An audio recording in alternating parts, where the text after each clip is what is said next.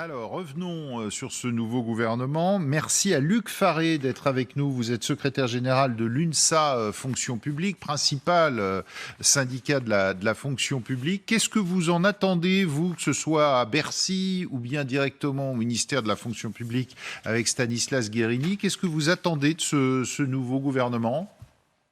Mais écoutez, nous, ce qu'on attend à l'UNSA et à l'UNSA Fonction publique, c'est que le gouvernement traite plusieurs urgences, 3 pour être précis, et une non-urgence. Les 3 urgences, c'est l'urgence climatique, parce que tout le monde voit bien que pour notre avenir, c'est essentiel. L'urgence des rémunérations, et en particulier pour les 5,5 millions d'agents. Et j'ai entendu Bruno Le Maire juste avant redire et dire qu'il rendait hommage à l'ensemble des agents publics. Oui, les agents publics sont engagés au service du pays, mais ils doivent être reconnus et nous attendons que le gouvernement mette en œuvre la promesse du président de la République d'augmenter la rémunération des agents publics, c'est-à-dire la rémunération des 5,5 millions d'agents. Et nous demandons, nous, à l'UNSA, 10%. Il y a une urgence aussi essentielle, c'est celle du plein emploi. Parce que on a besoin que tous les Français travaillent et travaillent jusqu'à l'âge légal de départ en retraite. Aujourd'hui, c'est 62 ans. Et ça me permet de dire tout de suite qu'on n'attend pas une urgence sur les retraites. Ce n'est pas une urgence, c'est une non-urgence.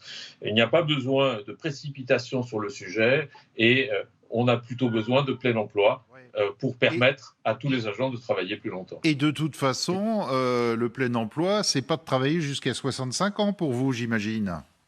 Bah déjà, il faut que le plein emploi a lieu jusqu'à 62 ans, parce qu'aujourd'hui, un grand nombre de Français partent en retraite bien avant, ou partent en retraite, ne sont sans emploi avant de partir en retraite.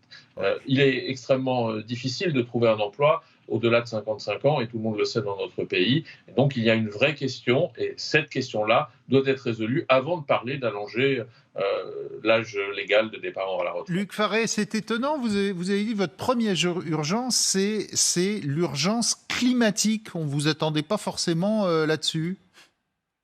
Oui, mais aujourd'hui, on Ah.